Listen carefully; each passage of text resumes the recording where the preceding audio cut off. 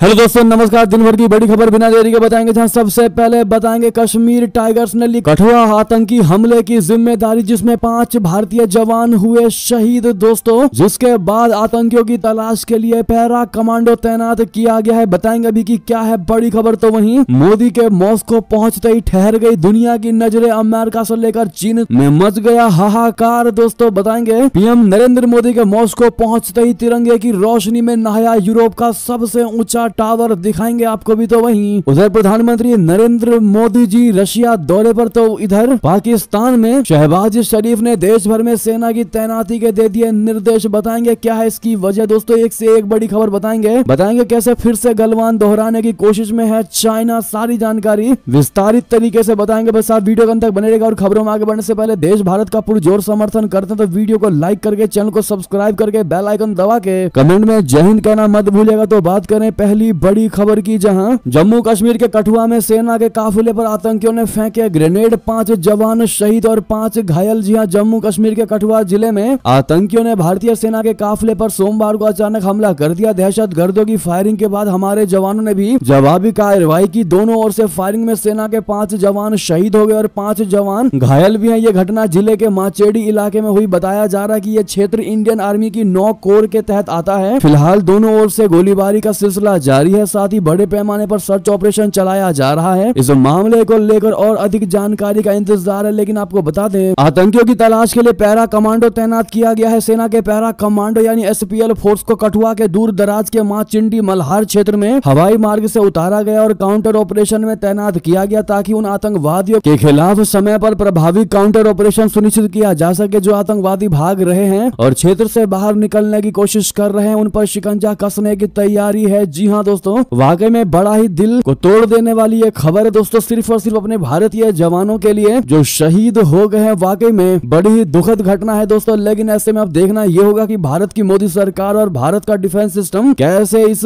आतंकवादियों को धूल चटाता है। तो वहीं आपको बता दें दोस्तों, मोदी के मॉस्को पहुंचते ही ठहर गई दुनिया की नजरें। अमेरिका से लेकर चीन तक को होगा रश्क। दरअसल प्रधानमंत्री नरेंद्र मोदी के रशिया दौरे पर पूरी दुनिया की नजर है। इस दौरे से दुनिया की 2 बड़ी आर्थिक शक्तियों वाले देश, पश्चिम में अमेरिका तो पूर्व में चीन को लाउड एंड क्लियर मैसेज है। मॉस्को के एयरपोर्ट पर जैसे ही पीएम मोदी अपने विमान से उतरे तो उनकी आगवानी वहां एक शख्स ने की जिसे पुतिन ने अब तक किसी का स्वागत करने के लिए नहीं भेजा। यहाँ तक कि हाल ही में रशिया पहुंचे चीनी राष्ट्रपति जिनपिंग के लिए भी नहीं। जी हाँ, पुतिन ने अपने बाद यानी रशिया के नंबर 2 के पहले नेता उप प्रधानमंत्री डेनिस मोंटूरोव को मोदी का इस्तकबाल करने के लिए भेजा। इस नजारे को देखकर वॉशिंगटन डीसी से लेकर बीजिंग तक को रश्क जरूर होगा। जी हाँ दोस्तों, आपको बता दें रशिया में प्रधानमंत्री नरेंद्र मोदी जी का रेड कारपेट वेलकम किया गया है। पुतिन ने कहा है परम मित्र हैं पीएम मोदी, आपको देखकर बहुत खुशी हुई मुझे और रशिया वासियों को। आपको बता दें प्रधानमंत्री नरेंद्र मोदी जी को गार्ड ऑफ ऑनर दिया गया। रूसी राष्ट्रपति भवन पहुंचने पर खुद राष्ट्रपति व्लादिमीर पुतिन ने पीएम मोदी जी का स्वागत किया। इस दौरान दोनों नेताओं के बीच अनौपचारिक बातचीत भी हुई। बातचीत में पुतिन ने कहा कि परम मित्र, आपको देखकर बहुत प्रसन्नता हुई। पुतिन ने यह भी कहा कि भले ही कल हम औपचारिक बातचीत करेंगे लेकिन इस समय हम उन मुद्दों पर चर्चा कर सकते हैं। पीएम मोदी ने भी पुतिन को गर्मजोशी भरे स्वागत को लेकर आभार जताया। तो वहीं पीएम मोदी को लेकर रात्रि भोज का आयोजन किया गया, वो भी ग्रैंड डिनर। दोस्तों खास बात आपको बता दें, प्रधानमंत्री मोदी के रात्रि भोज के लिए सरकारी आवास पर पहुंचने पर रूसी राष्ट्रपति ने उनका जोरदार स्वागत तो किया, लेकिन पुतिन प्रधानमंत्री मोदी को खुद से गाड़ी में बैठाकर अपने सरकारी आवास ड्राइव करते हुए लेकर गए। दोस्तों ये बहुत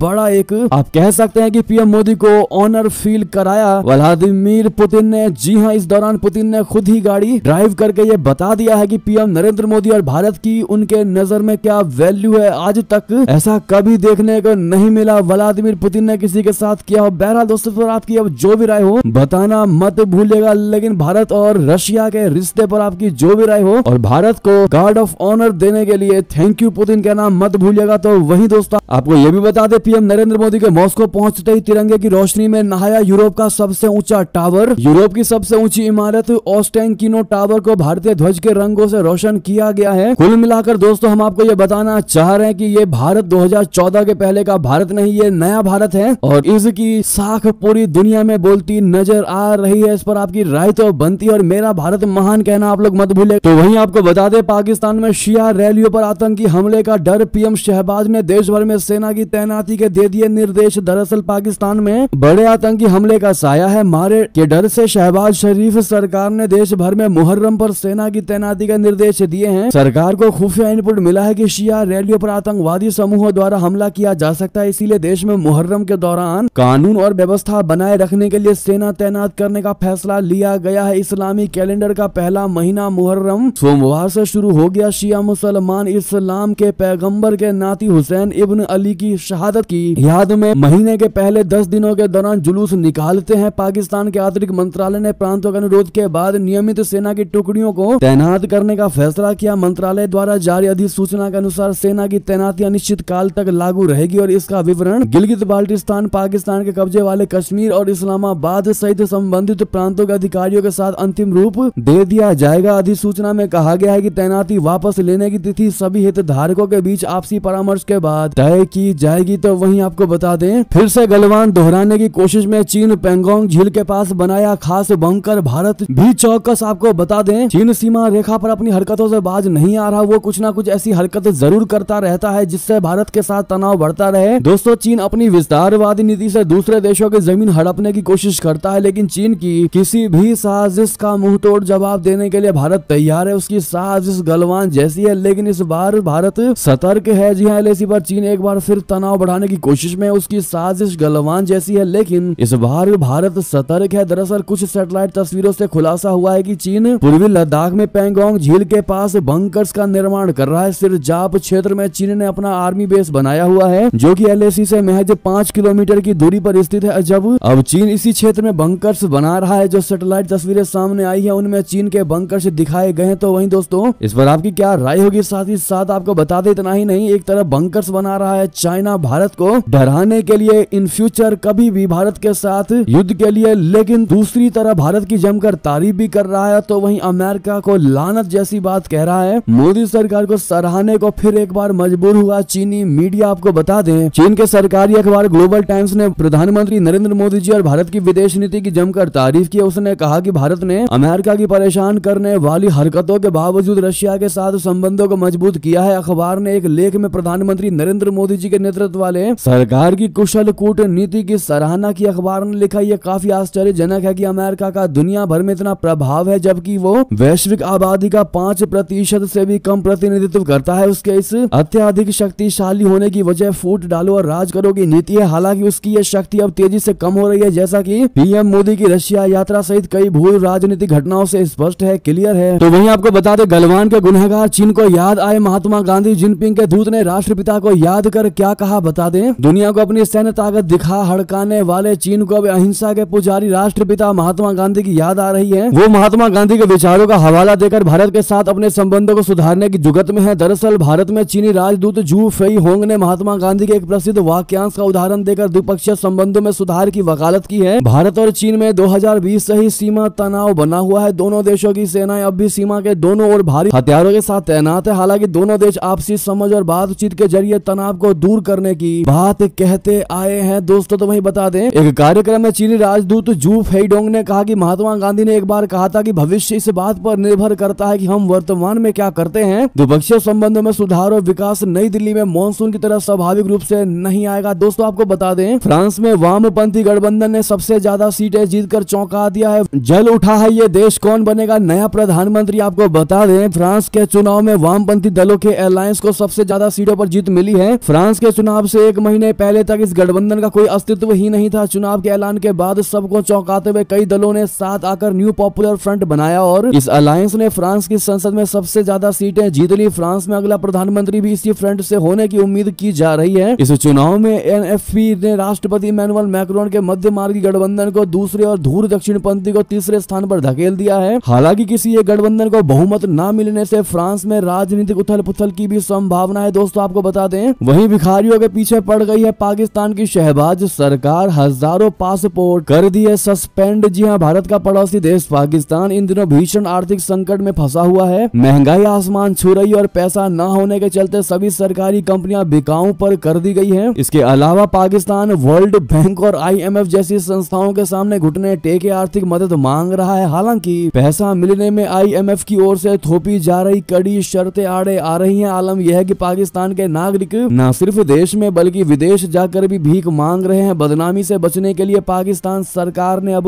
भिखारियों पर अंकुश लगाने का फैसला किया है। सरकार विदेश में भीख मांगने वालों के पासपोर्ट भी रद्द कर रही है। साथियों, आपको बता दें कौन है गुजरात की शिवानी रजा, जिन्होंने ब्रिटेन चुनाव में जीतकर रच दिया इतिहास। ऋषि सुनक के लिए वरदान से कम नहीं। जी हां, ब्रिटेन चुनाव में इस बार ऋषि सुनक की पार्टी कंजर्वेटिव पार्टी को हार का सामना करना पड़ा है। लेबर पार्टी की ऐतिहासिक जीत के बीच कंजर्वेटिव पार्टी की एक उम्मीदवार शिवानी राजा की ऐतिहासिक जीत की खूब चर्चा हो रही है। गुजराती मूल की व्यवसायी शिवानी राजा की इस जीत ने हार के बीच ऋषि सुनक को बड़ी खुशखबरी दी है, क्योंकि शिवानी राजा ने जिस सीट लीसेस्टर ईस्ट से जीत दर्ज की है, उस पर लेबर पार्टी का दबदबा था। शिवानी राजा ने लेबर पार्टी के उम्मीदवार को लीसेस्टर ईस्ट से हराया है। भारतीय मूल की शिवानी राजा लीसेस्टर ईस्ट से संसद सदस्य चुनी गई है। उन्होंने लंदन के पूर्व डिप्टी मेयर राजेश अग्रवाल को हराया। दोस्तों, तो वहीं आपको बता दें नए ब्रिटिश पीएम स्टारमर के गले की फांस बनेगी यूके की ये 6 बड़ी समस्याएं। जी हां, कीर स्टारमर की लेबर पार्टी ने ब्रिटेन के आम चुनाव में भारी जीत हासिल की। सिद्धांत रूप में इसके विशाल बहुमत से स्टारमर को अपने अधिकांश राजनीतिक एजेंडे को समझने की शक्ति मिलनी चाहिए, लेकिन वास्तव में उनके सामने चुनौतियों के आकार को देखते हुए जीत का जश्न बस थोड़े वक्त की बात साबित हो सकता है। 1997 में जब टोनी ब्लेयर सत्ता में आए तो उन्होंने एक मजबूत अर्थव्यवस्था और तेजी से बढ़ती राष्ट्रीय आशावाद की लहर विरासत में मिली। जी हां, इसके विपरीत स्टारमर को मंदी की स्थिति में एक अर्थव्यवस्था विरासत में मिली है और लेबर के घोषणा पत्र के प्रति उत्साह की तुलना में कंजर्वेटिव्स को हटाने की इच्छा से अधिक प्रेरित जनादेश मिला है। यानी कि यूके के प्रधानमंत्री तो बन गए हैं कीर स्टारमर, लेकिन उनके सामने 6 सबसे बड़ी समस्याएं। आखिर उन 6 बड़ी समस्याओं से कैसे पार पाएंगे कीर स्टारमर, आपको बता दें पहला समस्या है टेम्स जल। दरअसल ब्रिटेन की सबसे बड़ी जल कंपनी एक गहरे वित्तीय संकट में, जिसके ऊपर 18 अरब पाउंड से अधिक का कर्ज है। तो वहीं दूसरा समस्या है जेलों में अत्यधिक भीड़। तो वहीं तीसरा है सार्वजनिक क्षेत्र में वेतन की स्थिरता। चौथा है विश्वविद्यालयों का वित्तीय संकट। पांचवा है NHS फंडिंग की कमी और आखिरी है असफल स्थानीय परिषदें। जी हाँ, ये 6 बड़ी और गंभीर समस्याएं हैं कीर स्टारमर के सामने। अब देखना ये होगा कि क्या वो अपने इन कार्यकाल में इन समस्याओं से उबार पाते हैं कि नहीं। ब्रिटेन की जनता को तो वहीं बता दें हिंदू मंदिर ज्यादा फ्लाइट्स रशिया में भारतीय मूल के लोग मोदी के दौरे से उत्साहित हैं, रखेंगे ये मांग। बता दें भारतीय मूल के जो लोग हैं वो रशिया देश में एक हिंदू मंदिर बनाने और भारत के लिए और अधिक सीधी उड़ानों की उपलब्धता के लिए उनकी मदद मांगेंगे। प्रवासी भारतीयों ने एक हिंदू मंदिर, एक नए भारतीय स्कूल भवन और भारत के लिए और अधिक उड़ानों की उपलब्धता की इच्छा व्यक्त की है। रशिया में रहने वाले पटना के एक भारतीय राकेश कुमार श्रीवास्तव ने कहा कि यहाँ कुछ चीजें ऐसी हैं जिनकी कमी है। उदाहरण के लिए एग्जाम्पल, हम प्रधानमंत्री मोदी के माध्यम से एक हिंदू मंदिर की मांग करेंगे। एयरलाइन के साथ कुछ परेशानियां हैं क्योंकि केवल एरोफ्लोट ही काम करती है। अगर एक एयर इंडिया जैसी कोई अन्य एयरलाइन रशिया के लिए उड़ानें संचालित करती हैं तो सीटों की उपलब्धता के साथ साथ संख्या भी बढ़ेंगी। तो दोस्तों वहीं आपको बता दें चुनाव में अपनी दावेदारी से पीछे नहीं हटूंगा। जी हां, बाइडेन का डेमोक्रेट सांसदों को पत्र, विवाद खत्म करने की अपील। बता दें अमेरिका के राष्ट्रपति जो बाइडेन ने डेमोक्रेट सांसदों को पत्र लिखा है। दरअसल अमेरिका में 5 नवंबर को राष्ट्रपति चुनाव होना है और इससे पहले ही राजनीतिक काफी गरमाई हुई है। बाइडेन की पार्टी में ही उनके खिलाफ आवाजें उठ रही हैं। कुछ डेमोक्रेट नेताओं ने बाइडेन को राष्ट्रपति उम्मीदवार न बनने के लिए भी कहा है। दोस्तों, डेमोक्रेटिक पार्टी में उपजे विवाद के बीच पूर्व राष्ट्रपति बाइडेन ने अपने सांसदों के नाम पत्र लिखा है। इसमें उन्होंने अनुरोध किया है कि इस विरोध को अब समाप्त किया जाए। उन्होंने आगे लिखा है कि डेमोक्रेट पार्टी का एक लक्ष्य है और वो ये कि विपक्षी उम्मीदवार डोनाल्ड ट्रंप को हर हाल में मात देनी है। दोस्तों, तो वहीं आपको बता दें मणिपुर दौरे के बाद राहुल गांधी ने प्रधानमंत्री मोदी जी से कर दी मांग। कहा पीएम मोदी भी निकाले 2 से 3 दिन का समय। जी हां, लोकसभा में नेता प्रतिपक्ष और कांग्रेसी सांसद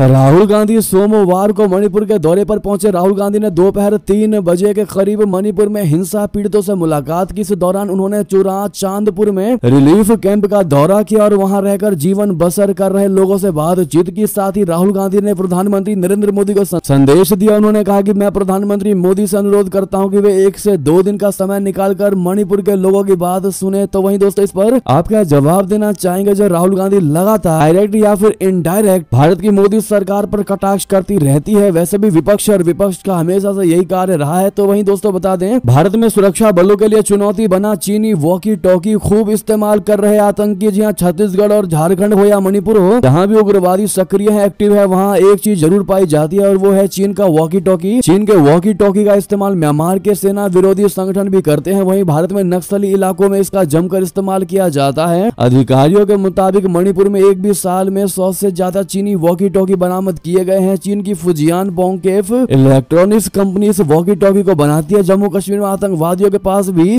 चीनी वॉकी टॉकी बरामद किए जाते हैं। यानी कि चाइना की कितनी बड़ी मिली भगत है पाकिस्तान की सेना और पाकिस्तान के उन आतंकवादियों से, आप क्लियर समझ पा रहे होंगे इस खबर के माध्यम से। दोस्तों तो आपको बता दें, चीन के दबाव में टीटीपी पर हमले शुरू किए तो फंसेगा पाकिस्तान, भड़क सकती है जनता, एक्सपर्ट ने बताया खतरा। जी हाँ, पाकिस्तान आतंकी संगठनों खास तौर से टीटीपी के खिलाफ एक नई लड़ाई की तैयारी कर रहा है। बीते कुछ महीनों में तहरीके तालिबान पाकिस्तान की ओर से हुए हमलों का हवाला देते हुए पाकिस्तान के रक्षा मंत्री प्रमुख ख्वाजा मोहम्मद आसिफ ने जवाबी हमलों की बात कही है। हाल ही में एक इंटरव्यू में आसिफ ने टीटीपी को धमकाते हुए कहा कि हम उन्हें केक और पेस्ट्री नहीं खिलाएंगे, अगर हमला हुआ तो हम भी जवाबी हमला करेंगे। उन्होंने पहली बार 2021 में अफगानिस्तान में टीटीपी शिविरों पर हुए ड्रोन हमलों के लिए पाकिस्तान की जिम्मेदारी भी स्वीकारी है। तो दोस्तों लगे हाथों आपको बता दें, इधर रशिया गए प्रधानमंत्री मोदी जी तो उधर चीन की बड़ी धड़कन जिनपिंग ने यूक्रेन पर दे दी दादाजी वाली सलाह। क्या सलाह दी आपको बता दें, पीएम मोदी जी के यूरोप दौरे पर पाकिस्तान बिलबिलाया और बौखलाया हुआ है। दोस्तों तो वहीं आपको बता दें, चीन के खिलाफ 1000 6th generation robot war planes तैनात करेगा अमेरिका। भारत भी बना रहा है खतरनाक प्लेटफॉर्म। जी ऐसा लगता है कि चीन को काउंटर करने के लिए अमेरिका आर पार की लड़ाई के मूड में आ रहा है और अमेरिकी वायु सेना यानी यूएस एयर फोर्स यूसैफ ने चौंकाने वाला कदम उठाया है। हाल ही में कोलैबोरेटिव कॉम्बैट एयरक्राफ्ट यानी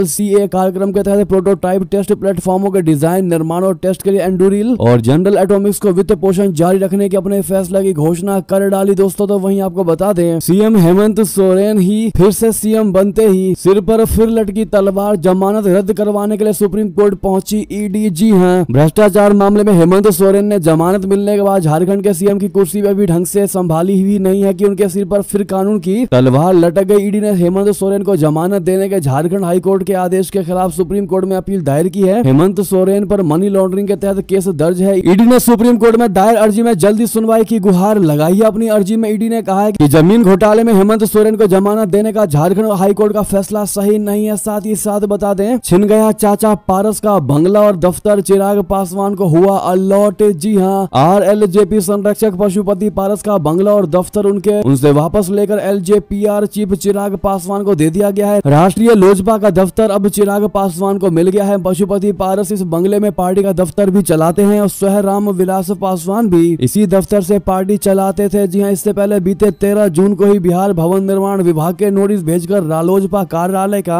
आवंटन रद्द कर दिया गया था। दोस्तों इस बार आपका क्या टेक होगा दोस्तों, बताना मत भूलिएगा। तो वहीं बता दें, मायावती फिर चुनाव में गठबंधन के लिए तैयार। 0 पर बोल्ड होने के बाद इस पार्टी से मिलाएंगी हाथ। जी हाँ, लोकसभा चुनाव 2024 में बहुजन समाज पार्टी को बड़ा झटका लगा। बसपा के गढ़ कहे जाने वाले यूपी में भी पार्टी का खाता तक नहीं खुला। बीएसपी सुप्रीमो मायावती की निगाहें हरियाणा विधानसभा चुनाव पर टिकी हैं। इसको लेकर उत्तर प्रदेश की पूर्व सीएम मायावती ने अभी से अपनी रणनीति तेज कर दी है। पार्टी हरियाणा में एक बार फिर गठबंधन करने जा रही है, जो कांग्रेस और भाजपा के लिए मुश्किल खड़ी कर सकती है। हरियाणा चुनाव से पहले इंडियन नेशनल लोक दल यानी इनेलो के नेता अभय सिंह चौटाला और मायावती की मुलाकात हुई है। चर्चा है कि इनेलो और बसपा दोनों पार्टियां गठबंधन कर सकती है। इसको लेकर मायावती और अभय चौटाला 11 जुलाई को गठबंधन की घोषणा कर सकते हैं। करीब 6 साल के बाद दोनों दल फिर एक साथ आते नजर आ सकते हैं। तो वहीं बता दें, चुनाव आयोग से शरद पवार को बड़ी राहत मिली। पार्टी को चंदा स्वीकार करने की मिल गई इजाजत। जी हां, चुनाव आयोग से राष्ट्रवादी कांग्रेस पार्टी शरद चंद्र पवार गुट को सोमवार को बड़ी राहत मिली। इसी ने महाराष्ट्र में आगामी विधानसभा चुनाव के मद्देनजर चंदा स्वीकार करने की इजाजत दे दी है। शरद पवार के नेतृत्व वाली पार्टी ने आयोग से अपील रखी है कि वो जनता से स्वैच्छिक योगदान स्वीकार करने के लिए पार्टी के दर्जे को प्रमाणित करे। आयोग ने जनप्रतिनिधित्व अधिनियम 1951 की प्रासंगिक धाराओं के तहत पार्टी को छूट दी। एनसीपी शरद गुट सरकारी कंपनी के अलावा किसी भी व्यक्ति या कंपनी की ओर से स्वैच्छिक रूप से दी गई राशि को स्वीकार कर सकती है। तो वहीं बता दें, चंद्रशेखर आजाद मुस्लिमों के बन रहे थे हितैषी, अब मुस्लिम सांसद ने ही जमकर धो दिया उनको। दरअसल भीम आर्मी के मुखिया और नगीना लोकसभा सीट से सांसद चंद्रशेखर आजाद का नाम नमाज से जुड़े बयान चर्चाओं में है। उन्होंने कहा था कि कांवड़ यात्रा के दौरान 10 मिनट तक रास्ते बंद रहते हैं, लेकिन सरकार को दिक्कत 20 मिनट की नमाज पढ़ने से है। चंद्रशेखर के इस बयान का अब कांग्रेस नेता इमरान मसूद ने आपत्ति जताई और कहा कि मुस्लिमों का इस तरह सड़क पर नमाज पढ़ना अल्लाह को कबूल नहीं है। पाबंदी के बाद यदि सड़क पर नमाज पढ़ी जाती है तो वो जायज नहीं है, क्योंकि सड़क का मालिकाना हक सरकार के पास है और जबरन किसी चीज पर हक जताना अल्लाह को कतई पसंद नहीं। ऐसे में इमरान मसूद ने कहा है कि चंद्रशेखर का ये सवाल चंद्रशेखर से करें। तो दोस्तों वहीं आपको बता दें, मोहन यादव का कहना है बीजेपी गरीबों की जान बचाने और कांग्रेसी घूमने के लिए करते हैं हेलीकॉप्टरों का उपयोग। जी हाँ, मध्य प्रदेश के मुख्यमंत्री मोहन यादव ने छिंदवाड़ा जिले के उमरवाड़ा विधानसभा क्षेत्र में भाजपा उम्मीदवार कमलेश शाह के समर्थन में आयोजित जनसभा में कांग्रेस नेताओं की कार्यशैली पर बड़ा हमला बोला और कहा कि कांग्रेस के नेता हेलीकॉप्टर का उपयोग घूमने के लिए करते हैं और भाजपा